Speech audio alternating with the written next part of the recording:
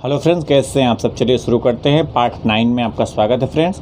Company में share का बंटवारा। कई फाउंडर झगड़े से बचने और न्यायोचित होने की कोशिश में अक्सर कंपनी में अपने शेयर को 50-50 में बांट लेते हैं।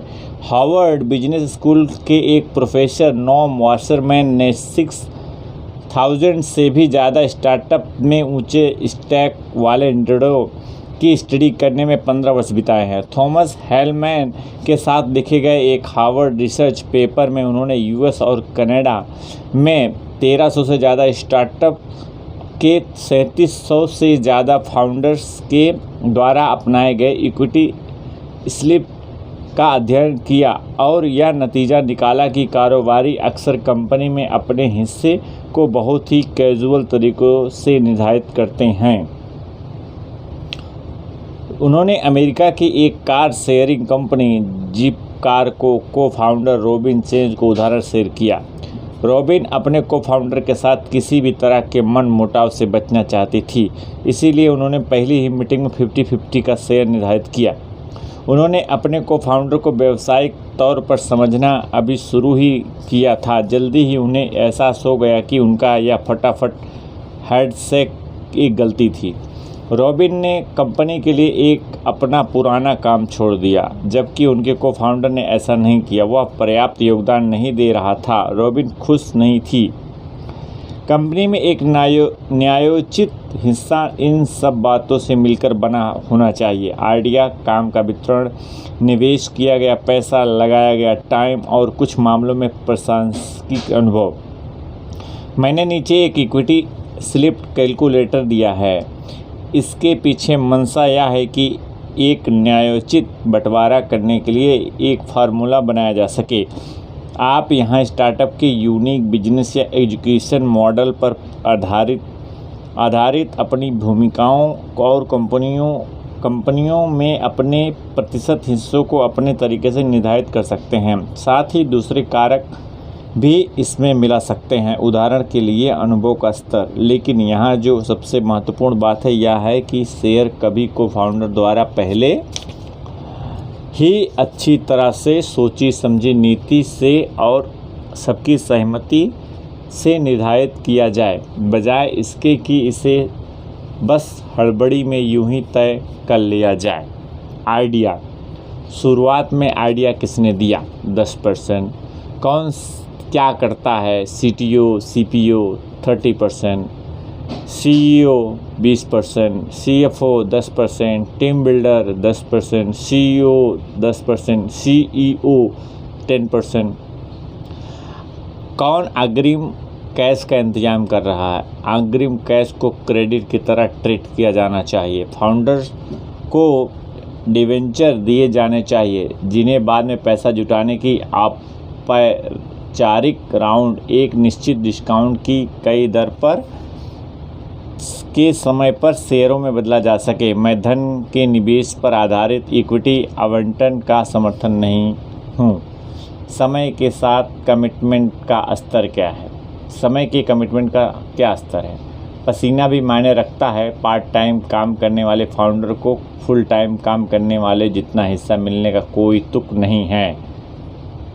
नगद सैलरी।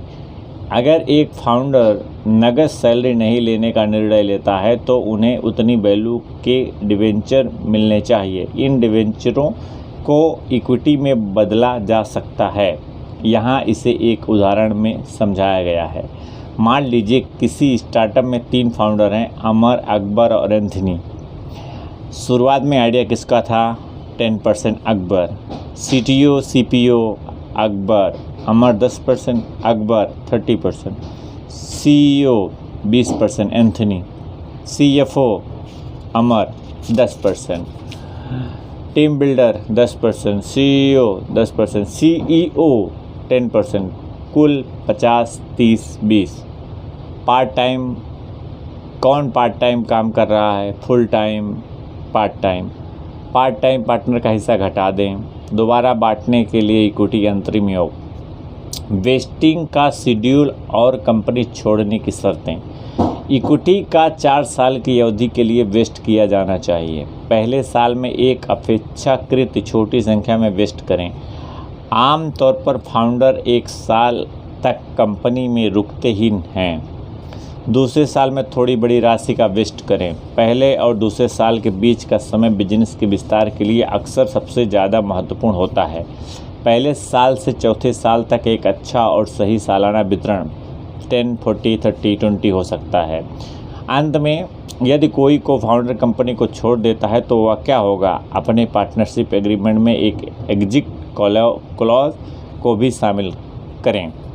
इससे यह बताया जाना चाहिए कि इक्विटी को वेस्ट कैसे किया जाएगा, दोबारा वितरित कैसे किया जाएगा या बेचा कैसे जाएगा, देनदारियां और अलग होने की दसियों कानूनी पचड़ों को यह क्या किया जाना चाहिए, इन सबको लिख कर रखा जाना चाहिए और यह कहने की ज़रूरत नहीं है कि यह सब एक वकील की मदद से किया जाना चाहिए।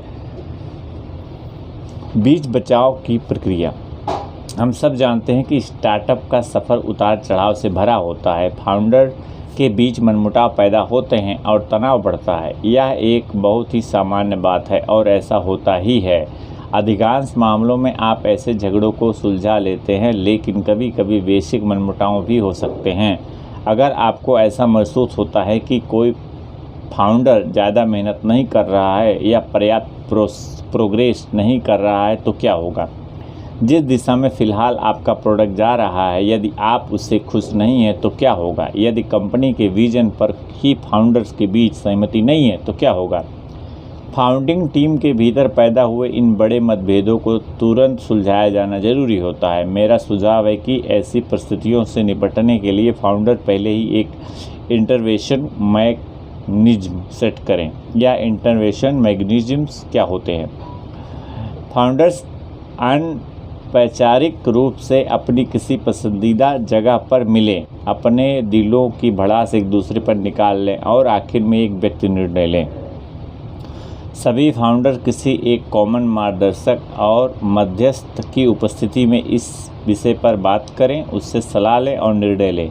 फाउंडर्स आमने सामने बैठकर बातचीत करें। इस तरह के सिस्टम को सेट करने से फाउंडर को इस बारे में सोचकर परेशान नहीं होना पड़ेगा कि इस मुद्दे की बात कैसे की जाए। क्या मुझे दूसरे लोगों से सीधे बात करनी चाहिए? क्या वो लोग मुझे परेशानी पैदा करने वाला समझेंगे? क्या मुझे कुछ और इंतज़ार करना चाहिए? इसी तरह के अन्य कई प्रश्न। इससे बेचैनी, तनाव और जटिलता समाप्त होती है। फाउंडर्स के लिए एक प्रीनप बनाना बेवकूफ़ी की बात लग सकता है, लेकिन लंबे समय में यह चीज़ों को काफ़ी आसान बना देता है। इसे ट्राई करके देखें।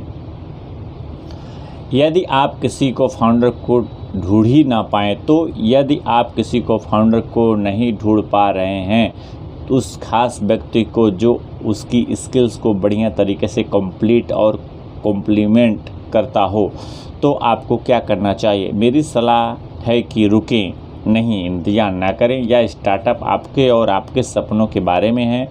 यदि आप कोई को फाउंडर नहीं ढूंढ पा रहे हैं तो किसी को इस काम पर रखें और अपना काम शुरू करें। काम शुरू नहीं करने के लिए इसे बहाने की तरह इस्तेमाल ना करें।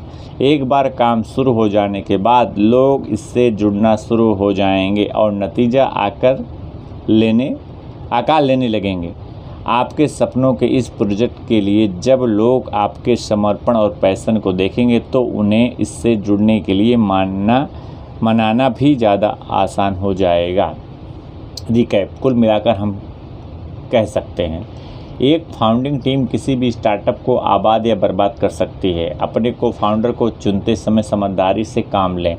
सिर्फ अपने दम पर एक कंपनी की शुरुआत करना मुश्किल होता है, या ज़रूरी नहीं कि आपका बेस्ट फ्रेंड या जीवन साथी आपके को फाउंडर के रूप में ही एक बढ़िया चुनाव साबित होगा। एक को फाउंडर को ढूंढते वक्त इन चीज़ों को ध्यान में रखें। क्या इस व्यक्ति के पास स्किल्स हैं जो मेरे पास नहीं है? क्या मैं इस व्यावसायिक व्यक्तिगत नहीं सेटअप में इस व्यक्ति के साथ काम कर सकता हूँ? क्या इस व्यक्ति की प्रेरणाएं मेरी प्रेरणाओं के साथ एक सीध में आती हैं? क्या हम कंपनी के लिए समान विजन शेयर करते हैं। अंत में, क्या मैं इस व्यक्ति पर विश्वास कर सकता हूं? एक फाउंडर प्रीनप साइन करें जिसमें भूमिकाएं, कंपनी में सबका शेयर, वेस्टिंग और कंपनी छोड़ने की शर्तें, इंटरवेंशन मैकेनिज्म, सब कुछ साफ साफ लिखा गया हो। एक स्टार्टअप में 6 भूमिकाएं होती हैं: product, sales, cash, building team, operation और CEO। यह पहले से ही निर्धारित करेंगे कौन क्या करेगा और कौन कौन होगा। बराबर की समझदारी न्यायोचित हिस्सा नहीं होता। न्यायोचित हिस्सा निर्धारित करने के लिए वास्तविक योगदान पर आधारित इक्विटी स्लिप कैलकुलेटर का इस्तेमाल करें। एक वेस्टिंग शेड्यूल बनाएं। अंत में, अगर आप एक को फाउंडर नहीं ढूंढ पाते हैं तो ज़्यादा लंबे समय तक इंतजार न करें। यह आपका सपना है और आप ही का सफ़र है। शुरू करें और आप पाएंगे कि लोग अपने आप आपसे जुड़ते जा रहे हैं। अंत में, अगर आप स्कूल या कॉलेज में पढ़ रहे हैं और बिजनेसमैन बनने की चाह रखते हैं, क्या आपका बेस्ट फ्रेंड आपका को फाउंडर है? अच्छी बात है। क्या आप अपने कभी एक साथ काम किया है? यदि नहीं तो शुरू करने से पहले किसी तरीके के साथ काम करके देखें। कोई कोर्स या कोई छोटा असाइनमेंट कैसा रहेगा? ट्रांसपेरेंट होती हैं। क्या आपको लगता है कि उनका यह गठबंधन दूर तक नहीं पाएगा? उनके आपसी संबंध की ताकत उनकी काफ़ी सफलता के एक अचूक हो सकती है। मैं तो कल से ही शुरू कर सकता हूँ। आप शुरू करने के बारे में काफ़ी गंभीर हैं। आप काफ़ी समय से अपने आइडिया पर काम कर रहे हैं। अब आप श्री गणेश करने के लिए पूरी तरह तैयार हैं। लेकिन इससे पहले कि आप यह करें, कुछ और काम हैं जिन्हें करने को आपका ध्यान देना चाहिए। नंबर 1, एक समय सीमा निर्धारित करें। नंबर 2, अपने लिए पड़ाव सेट करें। नंबर 3, अपने दिमाग को लोहे की तरह मजबूत बना लें। नंबर 4, परिवार और नज़दीकी दोस्तों से सहयोग लें। नंबर 5, अपने पैसों को सही तरीके से प्लान करें। नंबर 6, अपनी स्किल्स को अपग्रेड करें। नंबर 7, एक मार्गदर्शक ढूंढें। अब हम इन सब के बारे में विस्तार से समझते हैं। नंबर 1, एक समय सीमा निर्धारित करें। एक अच्छा जुआरी इस बात को जानता है कि उसे कब रुकना है। एक अच्छा व्यापारी जानता है कि उसे कब बेचना है। एक अच्छा बिजनेसमैन जानता है कि उसे कब इसे छोड़ देना है। इसे छोड़ देने का निर्णय लेने से पहले आप खुद कितना समय देंगे? क्या आप इस बारे में सफ़र के दौरान सोचेंगे, इस बात के आधार पर कि बिजनेस कैसा चल रहा है और उस खास पॉइंट पर आपके अंदर कितनी मानसिक और आर्थिक ताकत बची है? यह तरीका बढ़िया नहीं है क्योंकि हो सकता है कि इस तरह आप कभी छोड़ पाए ही नहीं। लोग डूबी हुई लागत के विचार में जल्दी ही समझ पाते हैं। मेरा सुझाव है कि आप अपने भविष्य पर अपना कंट्रोल रखें और शुरू करने से पहले ही अपने इस सफ़र के लिए एक समय सीमा निर्धारित करें। पहले से निर्धारित की गई इस समय अवधि के लिए अपने दिमाग में एक अलार्म सेट करें। उदाहरण के लिए 2 साल इस अलार्म को बजने से पहले आगे बढ़ते रहें, चाहे सफ़र कितना भी कठिनाई भरा क्यों ना हो। अलार्म के बजने के बाद यदि ये सब कुछ योजना के अनुसार नहीं हो रहा है तो बिना एक पल गंवाए इसे छोड़ दें। यह महत्वपूर्ण क्यों है? इसके 2 कारण हैं। पहला, ऐसा करने से आप समय से पहले इसे नहीं छोड़ेंगे, यानी आपने आपको सफलता पाने के लिए एक न्यायोचित मौका दिए बिना। दूसरा, यदि चीज़ें वैसी नहीं हो रही हैं जैसा आप चाहते थे तो आप इसके चक्कर में और फंसे रहकर अपना समय और ऊर्जा बर्बाद नहीं करेंगे और अपने नुकसान को बढ़ने से रोक पाएंगे। मोहन राजगोपालन ने अपनी फिलॉसफी मुझे समझाई। जिस तरीके का मैंने उपयोग किया था वह जिसकी मैं सिफारिश करता हूँ वह यह है कि इसकी दो नापी जा सकने वाली सीमाएं हैं, टाइम और पैसा। एक निश्चित रकम को अलग रख दें, यह आपका बैंक है, या मानते हुए कि आपको बाहर से कोई निवेश नहीं मिल रहा है, यह वह राशि है जिसे दांव पर लगाना आप अफोर्ड कर सकते हैं। इसके बाद टाइम की एक सीमा सेट करें। यह आपके लिए एक लक्ष्मण रेखा का काम करेगी जो आपके बताएगी कि इसे पार करना है या नहीं। इन सीमाओं को परिभाषित करने के बाद आप अपने रास्तों पर खुलकर आगे बढ़ें। यह एक ऐसा खेल है जो इन दोनों सीमाओं में से किसी एक तक जाने पर ही खत्म होता है। अपनी पसंद और क्षमता के हिसाब से छोटे पड़ाव तय करें और हर 3-4 हफ्ते में अपनी प्रगति के ट्रैक करते रहें। जब तक आप एक सीमा तक पहुंच ना जाए, रुके नहीं। श्री कृष्ण गणेशन भी ठीक ऐसा ही सोचते थे जब उन्होंने अपने लिए 1 साल की समय सीमा निर्धारित की। मैंने इसमें 1 साल की समय सीमा के साथ कदम रखा, यह देखने के लिए कि चीज़ें कैसे काम करती हैं। इसके साथ ही मुझे हमेशा से मालूम था कि मेरे लिए जॉब में वापस जाना कोई समस्या नहीं होगा। मेरे पास परिवार का पूरा सपोर्ट था। वास्तव में मैंने इसको कभी भी एक जोखिम की तरह नहीं देखा। इसके बजाय मैंने इसे 1 साल की सैलरी के बलिदान के रूप में देखा। अपने सपनों के प्रोडक्ट बनाने का चांस लेने के लिए स्टार्टअप के नुकसान मेरे लिए, अगर लंबी अवधि के बारे में सोचा जाए, व्यक्तिगत रूप से काफ़ी समय कम थे।